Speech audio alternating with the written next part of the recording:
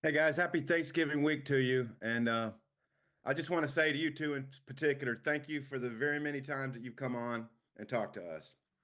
So, that being said, Cam, final game, senior, I know you kind of talked to us about what it meant to come back, but what does maybe this game mean to you in the big picture? Oh man, it's starting to hit me that this is gonna be my last game and Razorback Stadium, man. It's just the game, this specific game, going into this week, knowing that it's my last, man, it means a lot to me. And it also means a lot to me knowing that this is the last game that I have all these guys, man, my seniors and stuff with me to go out there and fight with each other. So that gives me a little motivation as well. You have a couple of favorite moments as a Razorback that you'll always cherish. You'll remember moments and games. Man, I can't really give you like a specific moment in a game, but I know like the memories that I'll cherish forever is like just being in the locker room, talking to these guys, and getting to know them, their backgrounds, their families, and just honestly just talk because we're the only ones that really understand what each other's going through. And Fernando, for you, 2 years here, going to wrap it up. Your thoughts about that and maybe your special moments for you. Yeah, man, it's been a blast. I've had some of probably the two best years of my life being here, and yeah, it's sad, man. It's really sad knowing that this is going to be the last week and everything's wrapping up. And what I remember most is obviously the teammates, people like Cam, and all their hard work that they put into this, and also the fans, man, and what they've put into us. And it's going to be really sad leaving them, and but we're going to try to go out there Saturday and leave a good taste in their mouth and send off the seniors the right way. What does the Missouri rivalry mean to you? Yeah, man, it's a great rivalry. Border, we border them. We got good history. We don't like them, and it's gonna be a great game. They're a good team. They're a good physical team, and we're gonna go out there and we had to give our best, and it's gonna be a great rivalry for many years to come. Cam, it's been 21 since you guys beat Missouri. What do you think about the Thanksgiving week being the Missouri game? Uh, you know, I originally when I first got here, the game was like on Friday or something like that. So Yeah. that kind of like speed up the Thanksgiving process. But we had opportunity this year, to enjoy Thanksgiving with our families if we can, or with teammates, and just going into the game this Saturday. Man, I feel good about it. All right. Just a couple more from me. Fernando, the quarterback situation. What did you see with KJ when he came in the huddle and how he operated the other night? Yeah, young guy who's energy and took full advantage of his opportunity. He played a great game. Came in there, we were down a few points, and so we had to go out there and pass the ball, and he did a great job. And the thing that stood out to me is, young guys are usually more quiet, but KJ was, loud. He was yelling at us to, get lined up on the ball, leading us. And so I told him after the game, I was like, dude, I'm really proud of you. And he stuck through it, and a lot of people now in today's era, just want to jump ship and enter the transfer portal after the first year if something doesn't work out or it's not looking their way. But KJ's been patient, waiting for his time, and he's put in the work. So I was happy to see it all pay off last Saturday. All right. And then what have you made of the quarterback competition in the couple of practices you've had this week? Yeah, they're both great, obviously great quarterbacks. You've seen that. It's gonna turn out, whoever is the best and what, kind of lines up to be the best quarterback at the time. But I think whoever we have in there, we have ultimate faith in. And those are two great sports, two great leaders. And they're just trying to get each other right. And they obviously want what's best for the team. So whoever it is, they're gonna be cheering each other on. And I'm excited to see who it is. All right. And then for Cam, Ahmad Hardy and the Missouri run game, they're pretty for real. What do you make of that? Man, he's a probably one of the best backs, in college football, man. Just watching him on film, he has the physical build of an NFL style running back. He runs hard, man. He tries to uh, continue to move forward and continue to get yak yards, yards after contact. But we've faced a lot of great running backs this year. And we're just gonna, add him to the list of the great running backs and prepare for him like anybody else. But he is a good player, no doubt. Appreciate it. Trey, go ahead. Cam, just kind of build on that. What do you see from them up front on the offensive line?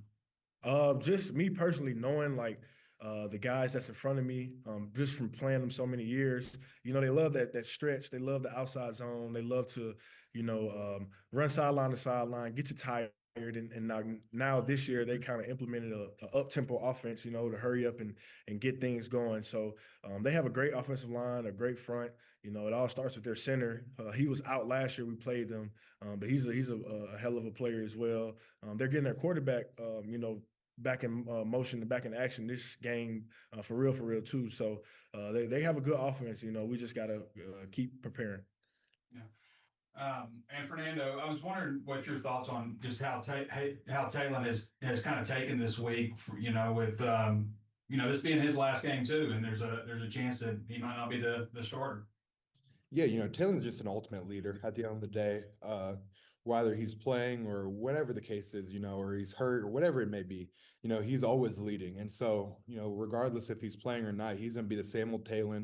You're not gonna get anything different. He's not gonna go out there and mope and be sad and being a bad teammate to KJ. No, he's gonna go out there and be a leader. And so that's what I've always admired from Taylor. I've always, strived to be that because he's so consistent in everything that he does in his day to day. And you couldn't even tell that, something happened last Saturday because he's just the consistent guy. He comes in, he works, and I really admire that about him. And I try to get that trait from him and try to be just like him in that way. When you look at how this series has gone with Missouri, I think they've won like 8 of the last 9 or something. It's kind of been lopsided for a rivalry program. Is there any sense with, I guess, maybe the way the season has gone this year, like if you could put some kind of stamp on this season, maybe going out as winners and maybe taking down Missouri, or is it just one game at a time kind of attitude? Both Yeah, of them. Yeah. I mean, we want to take it as a one game, um, one game at a time mindset for sure. But not even necessarily the opponent, man. Just that we got 31 seniors, and this is the last time a lot of us will even play football, or guys that won't have the opportunity to further their career and things of that nature. So we just want to send everybody off the best way we can, and we know it wouldn't be no better feeling than with a win. Especially after what we've been through this whole season. Yeah, just like Cam said, man, we got to just send off the seniors the right way. Obviously, this is a rivalry game. We're playing for a trophy, and that means the world to all of us. And we want to walk off that field holding that trophy above our heads. But just also the seniors, man, especially like people like Cam, who's been here for 5 years, and I've been a part of this rivalry. You've been here for 5, right? 5, man. Yeah. So like he's been a part of this for 5 years, and so he's seen the negative. And so we got to send him off the right way. And a true Arkansas man, we got to give him that dub over Missouri. Yeah. What have you guys given any thought after this game for what's next for both of you guys? I mean, obviously you're going to be looking to the NFL and stuff like that. My main thing right now, Trey, to tell you the truth, is just to enjoy these last few moments because I know about 20, 30 years from now, I'm going to miss it. So just enjoying this last hoorah with my brothers. Yeah, just like Cam said, obviously there's a lot of noise of, what's going on after this and pre-draft training and Senior Bowl and all that good jazz, and that's all fun. But what really matters is this last week being with the guys and just cherishing every moment in that locker room because, when it's gone and you can never get it back. So just trying to be grateful for this last week. Well, if you're wondering about any of the other things you're going to miss from your youth, hit me up and I'll let you know. But appreciate both of you guys. Really enjoyed both of you guys. So thank you so much. Appreciate you, Trey. Appreciate you, Trey. Jackson, go ahead. Just one question for me, guys. Fernando, before the season started, you and a lot of the offensive linemen raved about the freshmen, and I know we've seen some play from Cash and guys, but how have you seen that freshman O-line group develop from start to finish this year? Man, they're incredible. It just brings a smile to my face talking about them because they're all just such they're all just sponges. They just want to absorb knowledge, they want to get better, and they're hungry. And so I could go on for 5 minutes just raving, probably more than that, probably 10 minutes just raving about all of them. But they've just done such a great job of learning, stepping up. People like Cash coming into the spotlight and having to play. Even Kavion Broussard had a crazy incident where, I mean, he was like third string right tackle and, three, things happened. Now he's back in and he was ready for the moment. And that's just because they're all sponges. They absorb knowledge and they were always ready for their opportunity. And I'm just super happy and excited to be a part of their future going on and just kind of seeing where, their football journey takes them because they're going to be playing ball for a very long time, all of them. Appreciate it, guys. Thank you. Tyler, if you're there. Yeah, guys. Fernando, this Missouri defense is kind of just three layers. They're all really amazing in all the areas of the game. What do you see from them on film, and how are you guys going to have to come out and get started early on against them? Yeah, they're a great defense. And yeah, like you said, all three layers, to the box, to the safety, all of them are really good. And so I think it all starts up front, man. We got to control that line of scrimmage, uh, and really run that ball. And once you run the ball, that opens up the pass. And so, if we could establish the run early and kind of get that groove going where the offense is running the ball, that's going to open up the deep balls and that's going to open up everything else in Bobby Petrino's offense. So, we got to control the box. We got to do what we could do across the line of scrimmage. And I know we could do it. But they're a great D line, and so we're gonna have to bring our A game and really go out there. It's gonna be snowy or possibly rainy, so we're gonna have to get our cleats in the ground and move them off the ground, off the ball. So it'll be a fun game. And then y'all have talked about having stagnant starts to the third quarter. Just how can y'all avoid that on Saturday? Yeah, just talking about it in the locker room, coming out there, getting that fireness under during halftime. Obviously relax a little bit, but once you hit that field, we got to just, hit the ground running, and we can't come out stagnant. We've been talking about it all year, and it's time that we finally act on it. And it's going to be our last game. And I think knowing, the seniors that we have on that offense, we're going to go out there and we're going to leave everything we have and really empty out that tank because we know, it's gonna be the last time we're gonna be on that football field wearing that Razorback across or that Arkansas across our chest and that Razorback on our helmets. So we're gonna leave it all out there. And then one more for me. Either one of y'all can answer this, but Fernando, you talked about the run game, and specifically, I want to ask about Mike Washington. What have y'all's thoughts been on him this season? He crossed 1,000 yards. Just any of y'all can speak on what he's done this season. Yeah, like you said, man, crossed 1,000 yards. Super happy for him. We've kind of been like looking at it. We knew it was kind of coming up, and as an offensive line, you want to get your running back to that mark. And he's worked so hard, and he deserves every ounce of praise and award that he gets after this season because of how much work he's put in. And that's one guy I'm really praying for, and that he gets all the recognition that he deserves because I feel like sometimes he's kind of underlooked.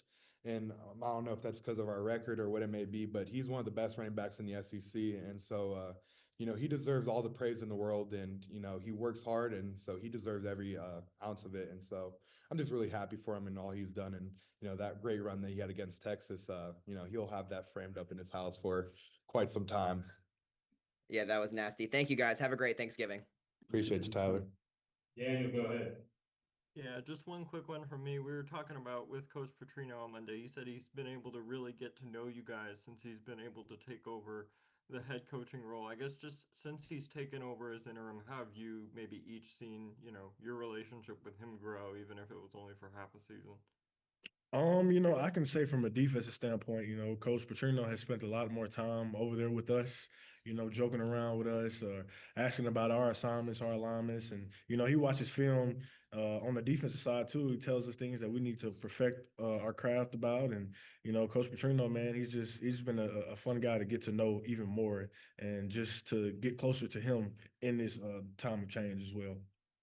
Yeah, I think Petrino has been awesome, man. And obviously he's been my OC for the second year now, and just being around him it's always been great because he has so much knowledge and so much wisdom, and he really just teaches you a lot about life. And so that's been kind of the biggest thing I've taken from him is just how to be a better man going into this world and how to better myself, on the football field, but even outside of football field, because at the end of the day, football is going to end and you're going to have to be a father and a good family member. And so he's taught us a lot about just being a great man. Appreciate you both. Happy Thanksgiving. It's been a Yeah. pleasure. All right, so on to West Hey Cam, the Texas game. You've been part of two field stormings, Texas game and the Tennessee. I mean, do those stand out? I'm trying to get a on the field moment that you're really going to remember.